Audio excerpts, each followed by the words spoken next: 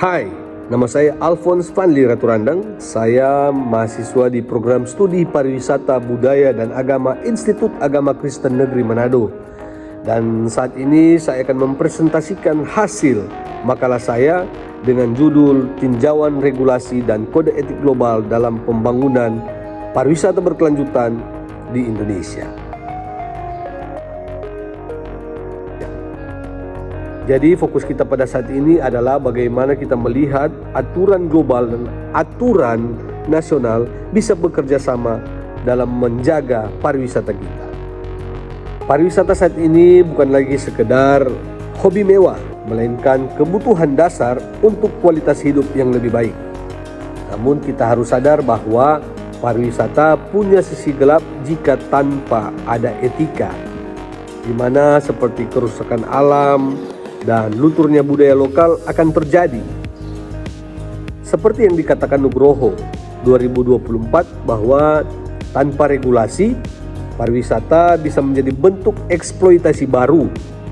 Inilah mengapa kita butuh kompas moral berupa kode etik global. Dalam presentasi ini kita akan menjawab 3 poin besar. Pertama, prinsip dasar kode etik dunia atau GCET. Kedua, bagaimana Indonesia menyerap aturan itu ke dalam undang-undang terbaru kita tahun 2025. Dan ketiga, bagaimana aturan tersebut melindungi wisatawan sekaligus warga lokal kita. Mengenal soal GCET atau Global Code of Ethics for Tourism, ini adalah kitab suci etika pariwisata dunia dari UNWTO. Di dalamnya ada 10 pasal. Intinya bukan hanya soal mencari untung, tapi soal rasa hormat.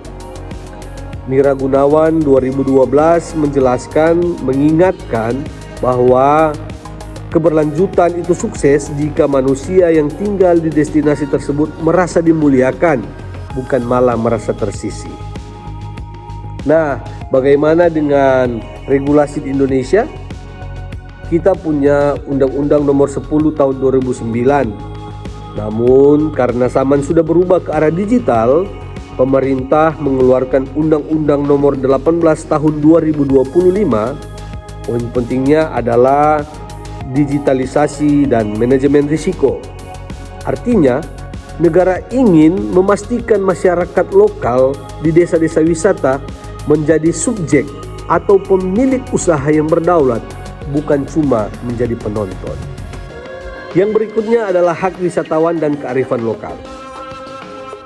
Etika pariwisata itu soal keseimbangan. Wisatawan punya hak untuk mendapatkan pelayanan yang jujur dan aman sesuai dengan riset Untari tahun 2025. Tapi di sisi lain, promosi pariwisata tidak boleh lebay atau mengeksploitasi budaya secara berlebihan. Seliwati 2025 menekankan bahwa kearifan lokal seperti di Sulawesi Utara harus tetap asli.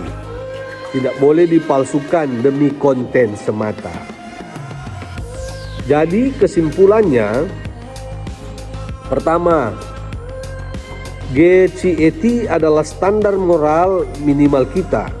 Kedua, Indonesia sudah berada di jalur yang benar dengan menyinkronkan aturan global ke dalam Undang-Undang Nomor 18 Tahun 2025. Dan ketiga, penegakan hukum yang konsisten adalah kunci agar pariwisata kita berkelas dunia namun tetap berjiwa Nusantara. Saran terakhir, saya menyarankan 3 hal. Sosialisasi aturan ini harus sampai ke pelaku UMKM di desa. Pengawasan standar pelayanan harus diperketat agar wisatawan tidak kecewa. Dan yang paling penting, masyarakat lokal harus selalu dilibatkan dalam setiap pengambilan keputusan pembangunan destinasi. Oke, cukup sekian presentasi saya kali ini. Semoga bisa bermanfaat. Mungkin kalau ada kurang atau saran bisa di komen. Oke, terima kasih. God bless you. Tuhan berkati kita semua.